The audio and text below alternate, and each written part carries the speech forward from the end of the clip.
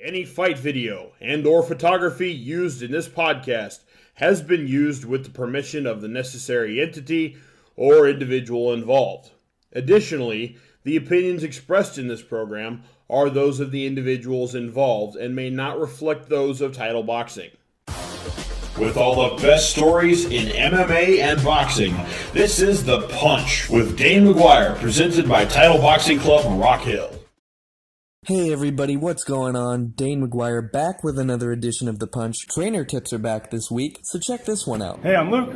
I'm training here at Title Boxing Rock Hill, and today I'm going to show you the uppercut. Okay, with the uppercut, okay, we want to dip down just a little bit. We want to come up with the uppercut. We want to, almost like if we're flexing for somebody, flexing our bicep, okay, turning that knuckle up and our palm toward us. So we're going to go here, here, uppercuts. Okay, turning those hips when we throw that uppercut. Okay, and that is your uppercut.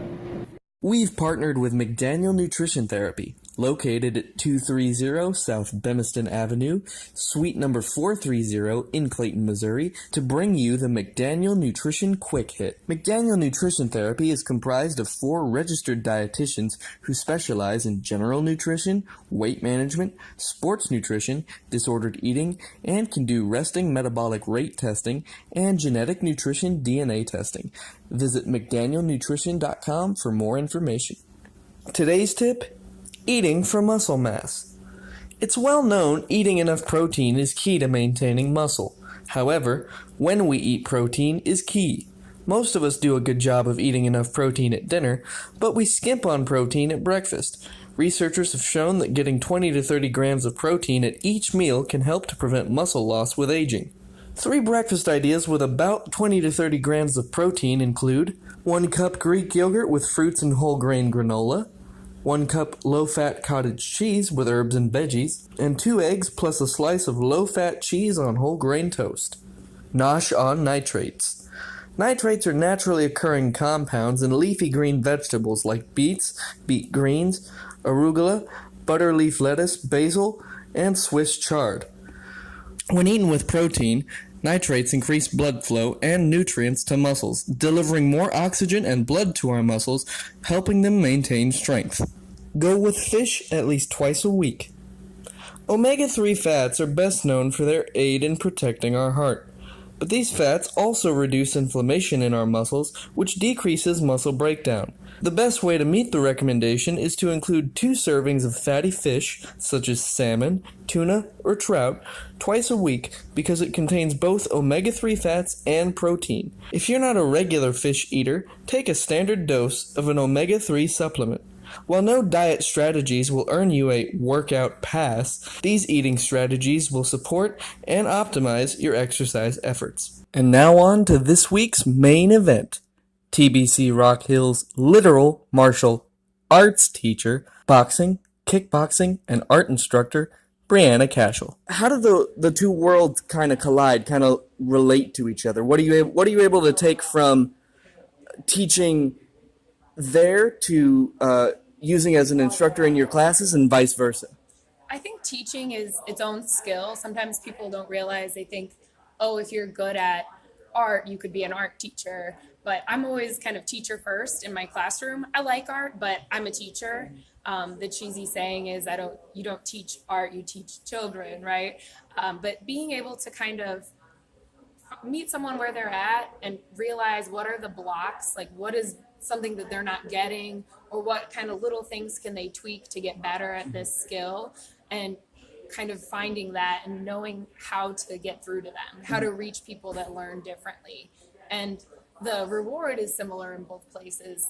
It's my favorite part about either job is when someone's struggling with something, whether it's one of my elementary school students or a member of the gym, and you can see the click happen, where something that you show them or something that you tell them gets through, and suddenly they're like, oh, I can do this now, I got this.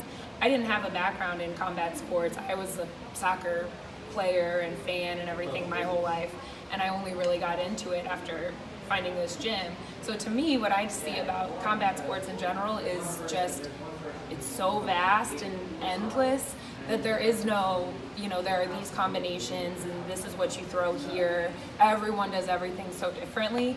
So seeing people that would be in the same situation in a fight and handle it different ways. And I think that's what's really interesting. Being already athletic, what was your introduction to TBC Rock Hill? Well, I graduated college. I played soccer through college, and I kind of had this identity crisis where I was like, I've always been a soccer player. Who am I now? What do I do? Like, what do I do every day when I would have been at practice? And I started running because I played outside midfield through college, and it's basically you just run a whole lot and hope you get the ball or hope you can defend or maybe get a shot on goal. So naturally kind of running just happened. So I started doing some races, a couple half marathons. I ran a full marathon, and then I was kind of like, okay, what's my next thing? Do I want to do this again, or do I want to get into something else? And I get kind of a little, I don't want to say obsessive, but obsessive. So I jump, right into soccer, right into running. And so when I started here, I thought, I want something different. I want to do something else. I'll give it a shot. I'll probably just come for the summer. I asked if they had like a 2-month membership, bought the cheapest gloves, and I thought I'll work it in with my other workouts. I've always done weight training and stuff as part of soccer and just my own workouts. So I thought I'll mix this in a couple days a week. And after like a week or two of that, I was here almost every day, and then I was here every day, and then I was here twice a day, and it just kind of became the thing that I wanted to do all the time. So it's very different from other sports that I've done, and it's, like I said before, it's endless, so you can never stop learning when it comes to boxing and kickboxing. What are some of your goals for the year? I think just I'm always kind of reflecting and trying to improve.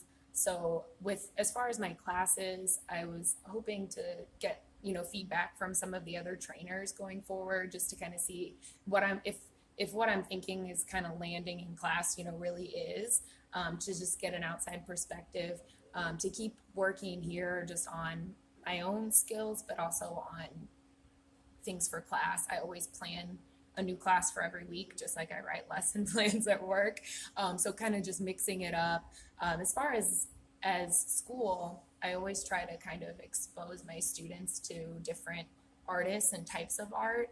I think in a lot of art classes, or even in art education, you focus on what I call the old dead white guys, the masters, Van Goghs and everything. And so I've been really working on finding current artists. And we'll study a current artist, and then I'll post my students' projects inspired by that artist on my school Instagram account and tag the current working artist in it. And I've had them comment and repost. And so my students are interacting like, this artist that we studied saw our artwork. So more stuff like that, finding current artists, finding a bit more of like a diverse set of types of art to teach them is something that I've been working on a lot lately. So how did that role change up kind of occur to where now you're an instructor? He just kind of asked me one day, you should think about being a trainer.